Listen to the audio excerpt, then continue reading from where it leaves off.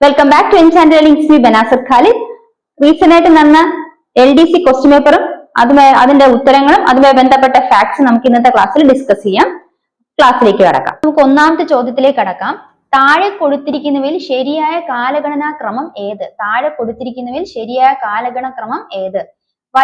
ഒന്ന് വൈക്കം സത്യാഗ്രഹം, 2 ചാന്നാർ ലഹള, 3 ക്ഷേത്രപ്രവേശന വിളംബരം, 4 മലബാർ കലാപം. ഏതാണ്? 1 വൈക്കം സത്യാഗ്രഹം, 2 ചാന്നാർ ലഹള, 3 ക്ഷേത്രപ്രവേശന വിളംബരം, 4 മലബാർ കലാപം. ഇതില് ഏതാണ് കറക്റ്റ് ഉത്തരം? ഏതാണ് കറക്റ്റ് ഉത്തരം?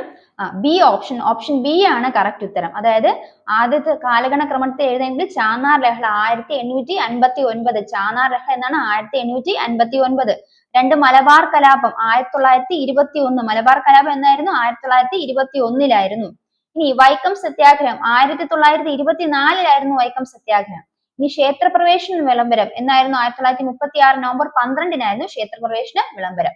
അങ്ങനെയാണ് നമ്മൾ കാലഗണക്രമത്തിൽ എഴുതേണ്ടത്. അപ്പം ആൻസർ എന്താണ്? ഓപ്ഷൻ ബി ആണ്. ഇനി നമുക്ക് ഓരോന്നും കാലഗണക്രമത്തിൽ എന്തൊക്കെയാണെന്ന് മനസ്സിലാക്കി പോകാം. ആദ്യമായിട്ട് ചാന്നാർ ലഹള. രണ്ടാമത്തെ ഉത്തരത്തിൽ ഓപ്ഷൻ ബിയിലെ രണ്ടാമത് എന്താണ് പറഞ്ഞിരിക്കുന്നത്? ഏതാണ്? ചാന്നാർ ലഹള അല്ലെ? ചാന്നാർ ലഹള 1851 ചാന്നാർ ലഹള. അതാണ് നമ്മൾ ഓപ്ഷൻ, അതായത് ഈ പറഞ്ഞ കാലഗണക്രമത്തിൽ ആദ്യം വരുന്ന ഏതാണ്? ചാന്നാർ ലഹളയാണ്. ചാന്നാർ ലഹള എന്ന് പറയുന്ന വർഷം 1859 ഇനി ഒന്നാം ചാന്നാർ ലഹള എന്നറിയപ്പെടുന്നത് 1822 ഒന്നാം ചാന്നാർ ലഹള ചാന്നാർ ലഹള നടന്നത്. ഇനി മേൽമുണ്ട് സമരം, മാറുമറയ്ക്കൽ സമരം എന്നീ പേരിൽ അറിയപ്പെട്ട സമരം ഏതാണെന്ന് വെച്ചാൽ ചാന്നാർ ലഹളയാണ്. തിരുവിതാംകൂറിലെ താഴ്ന്നജാതി സ്ത്രീകൾക്ക് മാറുമറയ്ക്കാൻ അനുവാദം ചോദിച്ചുകൊണ്ട് നടത്തിയ സമരമാണ് ചാന്നാർ ലഹള. അതിനെ തുടർന്ന് അവർക്ക് അനുവാദം നൽകി, മാറുമറയ്ക്കുന്നതിന് വേണ്ടിയിട്ട് അനുവാദം നൽകി. അത് നൽകിയ വർഷം എന്ന് പറയുന്നത് 1859 ജൂലൈ 26 തിരുവിതാംകൂറിലെ താഴ്ന്നജാതിയിലെ സ്ത്രീകൾക്ക് മാറുമറയ്ക്കാൻ അനുവാദം കൊടുത്ത ദിവസം 1859 ജൂലൈ 26 ഇതിന് അനുവാദം കൊടുത്ത തിരുവിതാംകൂർ ഭരണാധികാരി ആരായിരുന്നു? ഉത്രം തിരുനാൾ മാർത്താണ്ഡവർമ്മയായിരുന്നു ഇതിന് അനുവാദം കൊടുത്ത തിരുവിതാംകൂർ ഭരണാധികാരി. ഇനി ഉത്രം തിരുനാൾ മാർത്താണ്ഡവർമ്മയ്ക്ക് അനുവാദം കൊടുക്കാൻ നിർദ്ദേശം നൽകിയത് മദ്രാസ് ഗവർണറായ ലോർഡ് ഹാരിസൺ ആണ്. ആരാണ്? മദ്രാസ് ലോർഡ് ഹാരിസൺ ആണ് ഉത്രം തിരുനാൾ മാർത്താണ്ഡവർമ്മയ്ക്ക് ഇതിന് അനുവാദം കൊടുത്തത്. അപ്പൊ അതാണ് ചാന്നാർ ലഹള. ഇനി അടുത്ത് നമ്മൾ നോക്കുന്നത് രണ്ടാമത്തെ ഏതാണ്? ഉത്തരത്തിലേക്ക് വന്ന രണ്ടാമത്തെ ഏതാണ്? മലബാർ കലാപം അല്ലെ? മലബാർ കലാപം നടന്ന വർഷം 1921 1921 മലബാർ കലാപം നടന്നത്. മലബാർ കലാപത്തിന്റെ അതായത് മലബാർ കലാപം, മാപ്പിള കലാപങ്ങൾ നടന്ന പ്രദേശം ഏതൊക്കെയാണ്? പൊന്നാനി, ഏറനാട്, വള്ളനാട്, പൊന്നാനി എന്നീ താലൂക്കുകളിലാണ് മലബാർ കലാപം ആരംഭിച്ചത്. മലബാറിലെ കർഷകർ നടത്തിയ കലാപമാണ് മലബാർ കലാപം. ഏറനാട്, വള്ളനാട്, പൊന്നാനി എന്നീ താലൂക്കുകളിലെ മാപ്പിള കർഷകന്മാര് പ്രക്ഷോഭമാണ് മലബാർ കലാപം എന്നറിയപ്പെട്ടത്. ഖിലാഫത്ത് പ്രസ്ഥാനത്തെ തുടർന്ന് കേരളത്തിൽ ഉണ്ടായ പ്രക്ഷോഭമാണ് മലബാർ കലാപം. ഇനി മലബാർ കലാപത്തിന് പെട്ടെന്നുണ്ടായ കാരണം, മലബാർ കലാപത്തിന് മലബാർ കലാപം പൊട്ടിപ്പുറപ്പെടാനുണ്ടായ പെട്ടെന്നുണ്ടായ കാരണം എന്ന് പറയുന്നത് പൂക്കോട്ടൂർ കലാപമാണ്. എന്താണ് പൂക്കോട്ടൂർ കലാപം? നമുക്കെല്ലാം അറിയാം. പൂക്കോട്ടൂർ കലാപം എന്ന് പറയുന്നത് എന്താണ്? അതെ, പൂക്കോട്ടൂർ ഖിലാഫത്ത് കമ്മിറ്റി പ്രസിഡന്റായ വടക്കേവീട്ടിൽ മുഹമ്മദിനെ പൂക്കോട്ടൂർ കലാപം എന്ന് പറഞ്ഞാൽ വടക്കേവീട്ടിൽ മുഹമ്മദ് ഖിലാഫത്ത് കമ്മിറ്റി, പൂക്കോട്ടൂരിലെ ഖിലാഫത്ത് കമ്മിറ്റി പ്രസിഡന്റായ വടക്കേവീട്ടിൽ മുഹമ്മദിനെ അറസ്റ്റ് ചെയ്യാൻ ബ്രിട്ടീഷുകാർ അറസ്റ്റ് ചെയ്തതിനെ തുടർന്നാണ് പൂക്കോട്ടൂർ കലാപം പൊട്ടിപ്പുറപ്പെട്ടത്. അപ്പൊ വടക്കേവീട്ടിൽ മുഹമ്മദിനെ ബ്രിട്ടീഷുകാർ അറസ്റ്റ് ചെയ്തതിനെ തുടർന്നാണ് പൂക്കോട്ടൂർ കലാപം പൊട്ടിപ്പുറപ്പെട്ടത്. അത് 1921 ഓഗസ്റ്റ് 20 പൂക്കോട്ടൂർ കലാപം പൊട്ടിപ്പുറപ്പെട്ടത്. വടക്കേവീട്ടിൽ മുഹമ്മദിനെ അറസ്റ്റ് ചെയ്തതിനെ തുടർന്നാണ് പൂക്കോട്ടൂർ കലാപം. അതാണ് മലബാർ കലാപത്തിന് പെട്ടെന്നുണ്ടായ കാരണമെന്ന് പറയപ്പെടുന്നത്. 1921 ഓഗസ്റ്റ് 20 അറസ്റ്റ് ചെയ്യപ്പെട്ടത്. ഇനി മലബാർ കലാപത്തിന്റെ പ്രധാന കേന്ദ്രം എന്നറിയപ്പെടുന്നത് തിരൂരങ്ങാടിയാണ്. മലബാർ കലാപത്തിന്റെ പ്രധാന കേന്ദ്രം എന്നറിയപ്പെടുന്നത് തിരൂരങ്ങാടിയാണ്. മലബാർ കലാപത്തിന്റെ നേതാക്കൾ എന്ന് പറയുന്നത് വാര്യംകുന്നത്ത് കുഞ്ഞഹമ്മദ് ഹാജി, സീതിക്കോയ തങ്ങൾ, അലി മുസ്ലിയാർ എന്നിവരാണ് മലബാർ കലാപത്തിന്റെ നേതാക്കൾ. വാര്യംകുന്നത്ത് കുഞ്ഞഹമ്മദ് ഹാജി, സീതിക്കോയ തങ്ങൾ, അലി മുസ്ലിയാർ. ഇനി മലബാർ കലാപത്തെ തുടർന്ന് മലബാർ കലാപവുമായി ബന്ധപ്പെട്ട് ഒരു കളക്ടർ വധിക്കപ്പെട്ടു. മലബാർ കലാപത്തെ കുറിച്ച് വധിക്കപ്പെട്ട മലബാർ കളക്ടർ ആയിരുന്നു HV കനോളി. 1855 HV കനോളി വധിക്കപ്പെട്ടത്. ഇനി മലബാർ കലാപങ്ങളെ കുറിച്ച് അന്വേഷണം നടത്തിയത് TL സ്ട്രെയിഞ്ച് ആണ്. മലബാർ കലാപങ്ങളെ കുറിച്ച് അന്വേഷണം നടത്തിയത് TL സ്ട്രെയിഞ്ച് ആണ്. മലബാർ കലാപത്തിന്റെ പശ്ചാത്തലത്തിൽ കുമാരനാശൻ എഴുതിയ കൃതിയാണ് ദുരവസ്ഥ. മലബാർ കലാപത്തിന്റെ പശ്ചാത്തലത്തിൽ കുമാരനാശൻ എഴുതിയ കൃതിയാണ് ദുരവസ്ഥ. മലബാർ കലാപം പശ്ചാത്തലമാക്കി ഉറൂബ് എഴുതിയ നോവലാണ് സുന്ദരികളും സുന്ദരന്മാരും. ഇനി മലബാർ കലാപം എന്ന പുസ്തകം രചിച്ചത് കെ മാധവൻ നായരാണ്. ഇനി അടുത്തത് മലബാർ കലാപത്തെ പശ്ചാത്തലമാക്കി IV ശശി സംവിധാനം ചെയ്ത സിനിമയാണ് 1921. മലബാർ മാനുവൽ എന്ന ഗ്രന്ഥം രചിച്ചത് വില്യം ലോഗനാണ്. ഇനി മലബാറിലെ മാപ്പിള കലാപങ്ങളെ കുറിച്ച് അന്വേഷിച്ച കമ്മീഷൻ ഏതാണെന്ന് ചോദിച്ചാലും അത് വില്യം ലോഗൻ കമ്മീഷനാണ്. അദ്ദേഹം എഴുതിയ ഗ്രന്ഥം അല്ലെങ്കിൽ കൃതിയാണ് മലബാർ മാനുവൽ. ഇനി 1921 മലബാർ കലാപത്തിൽ ബ്രിട്ടീഷുകാർക്കെതിരെ പോരാടിയ ഒരു വനിത ഉണ്ടായിരുന്നു. ശക്തമായി ബ്രിട്ടീഷുകാർക്കെതിരെ പോരാടിയ ഒരു മലയാളി വനിതയായിരുന്നു കമ്മത്ത് ചിന്നമ്മ. ഇത്രയുമാണ് നമ്മൾ മലബാർ കലാപത്തെ കുറിച്ച് മനസ്സിലാക്കാനുള്ളത്. ഇനി മൂന്നാമത്തെ നമ്മൾ പറഞ്ഞ എന്താണ്? മൂന്നാമത്തേത് വൈക്കം സത്യാഗ്രഹമാണ്. കാലഗണക്രമത്തിൽ വരുന്നത് മൂന്നാമത്തേത് ഏതാണ്? വൈക്കം സത്യാഗ്രഹം. വൈക്കം സത്യാഗ്രഹത്തിന്റെ വർഷം എന്നറിയപ്പെടുന്ന 1924 മാർച്ച് 30. 1924 മാർച്ച് 30 വൈക്കം സത്യാഗ്രഹം നടന്നത്.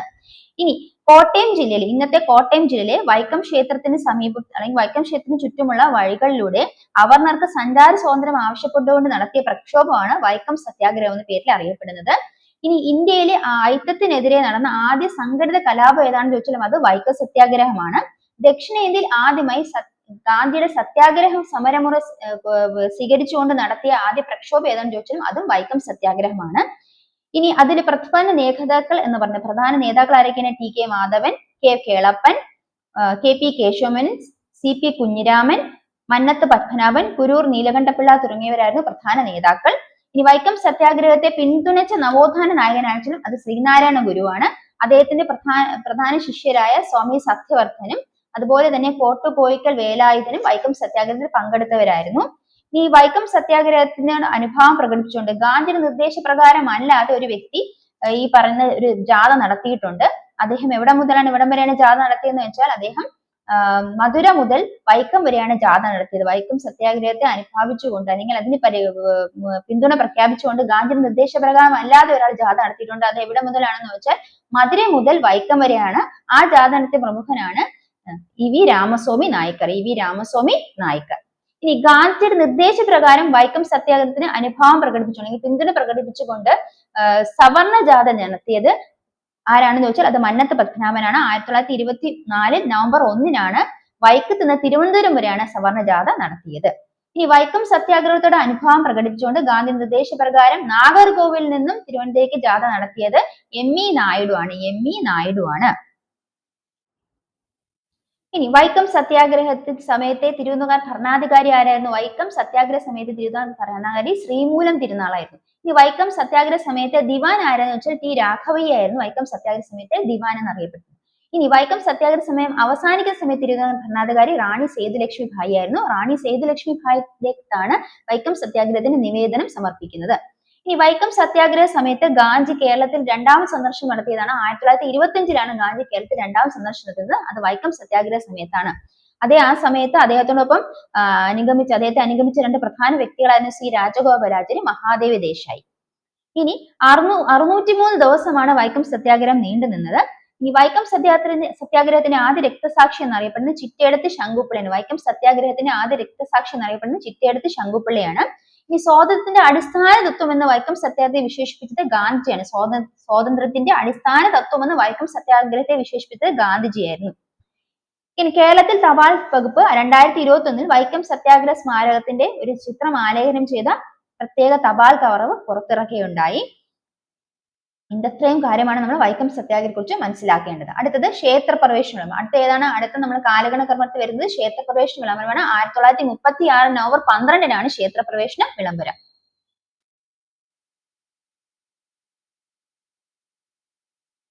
അടുത്തത് എന്താണ്? അടുത്ത ക്ഷേത്രപ്രവേശന വിളംബരമാണ്. അടുത്തത് വരുന്ന കാലഗണക്രമത്തിൽ അടുത്ത വരുന്ന ക്ഷേത്രപ്രവേശന വിളംബരം. ക്ഷേത്രപ്രവേശന വിളംബരം 1936. ഇപ്പൊ തിരുവിതാംകൂറിലെ അവർണരായ ജനങ്ങൾക്ക് അവർണരായ ഹൈന്ദവർക്ക് ക്ഷേത്രത്തിൽ പ്രവേശനത്തിന് കാരണമായ വിളംബരമാണ് ക്ഷേത്രപ്രവേശന വിളംബരം. അത് പുറപ്പെടുവിച്ച രാജാവ്, ക്ഷേത്രപ്രവേശന വിളംബരം പുറപ്പെടുവിച്ച തിരുവിതാംകൂർ ഭരണാധികാരി ആരായിരുന്നു? ശ്രീചിത്ര എന്നാൽ ബാലരാമവർമ്മയായിരുന്നു. 1936 നവംബർ 12-നാണ് ക്ഷേത്രപ്രവേശന വിളംബരം പുറപ്പെടുവിച്ചത്. അത് 1112 തുലാം 27 അറിയപ്പെടുന്നു. ഇനി അത് ക്ഷേത്രപ്രവേശന വിളംബരത്തെ ആധുനിക ലോകത്തിന്റെ മഹാത്ഭുതം, ക്ഷേത്രപ്രവേശനത്തെ ആധുനിക ലോകത്തിന്റെ മഹാത്ഭുതം വിശേഷിപ്പിച്ചത് ഗാന്ധിജിയാണ്. തിരുവിതാംകൂറിന്റെ മാഗ്ന കാർട്ട എന്ന ക്ഷേത്രപ്രവേശനത്തെ, ആധുനിക തിരുവിതാംകൂറിന്റെ മാഗ്ന കാർട്ട എന്നാണ് ക്ഷേത്രപ്രവേശനത്തെ വിശേഷിപ്പിച്ചിരിക്കുന്നത്. ആധുനിക തിരുവിതാംകൂറിന്റെ മാഗ്ന കാർട്ട വിശേഷിപ്പിച്ചിരിക്കുന്നത് ക്ഷേത്രപ്രവേശന വിളംബരത്തെയാണ്. ഇനി ഗാന്ധി ക്ഷേത്രപ്രവേശനം എങ്ങനെയാണ് വിശേഷിപ്പിച്ചിരിക്കുന്നത്? ആധുനിക ലോകത്തിന്റെ മഹാത്ഭുതം എന്നാണ് ക്ഷേത്രപ്രവേശന വിളംബരത്തെ ഗാന്ധി വിശേഷിപ്പിച്ചിരിക്കുന്നത്. അപ്പം അതായത് തിരുവിതാംകൂറിലെ ഹൈന്ദവരായ ജനങ്ങൾക്ക് ക്ഷേത്രത്തിൽ അവർണരായ ഹൈന്ദവ ജനതയ്ക്ക് ക്ഷേത്രത്തിൽ പ്രവേശനം നൽകാൻ വേണ്ടിയിട്ട് പുറപ്പെടുവിച്ച വിളംബരമാണ് ക്ഷേത്രപ്രവേശന വിളംബരം. അത് പുറപ്പെടുവിച്ച ഭരണാധികാരി ശ്രീ ബാലരാമവർമ്മ 1936 നവംബർ 12-നാണ്. അതായത് 1112 തുലാം 27 ഇനി ക്ഷേത്രപ്രവേശനത്തെ എന്താണ് ആധുനിക ലോകത്തിന്റെ മഹാത്ഭുതം എന്ന് വിശേഷിപ്പിച്ചത് ഗാന്ധിജിയാണ്. ലോകത്തിന്റെ മഹാത്ഭുതം എന്ന് വിശേഷിപ്പിച്ച ഗാന്ധിജി ആധുനിക തിരുവിതാംകൂറിന്റെ മാഗ്ന കാർട്ട എന്ന ക്ഷേത്രപ്രവേശനത്തെ വിശേഷിപ്പിക്കപ്പെടുന്നു. ഇനി ക്ഷേത്രപ്രവേശനത്തെ സമയത്തെ ദിവാൻ ആരായിരുന്നു? സർ CP രാമസ്വാമി അയ്യരായിരുന്നു ക്ഷേത്രപ്രവേശന സമയത്തെ ദിവാൻ. തിരുവിതാംകൂറിലെ ദിവാൻ CP രാമസ്വാമി അയ്യരായിരുന്നു. ഇനി ക്ഷേത്രപ്രവേശന വിളംബരം എഴുതി തയ്യാറാക്കിയത് ഉള്ളൂർ പരമേശ്വരൻ. ക്ഷേത്രപ്രവേശന വിളംബരം എഴുതി തയ്യാറാക്കിയത് ഉള്ളൂർ പരമേശ്വരൻ അയ്യരായിരുന്നു. ഇത്രയാണ് നമ്മൾ ഈ 4 ഓപ്ഷൻസിലുള്ള കാര്യങ്ങൾ മനസ്സിലാക്കിയത്.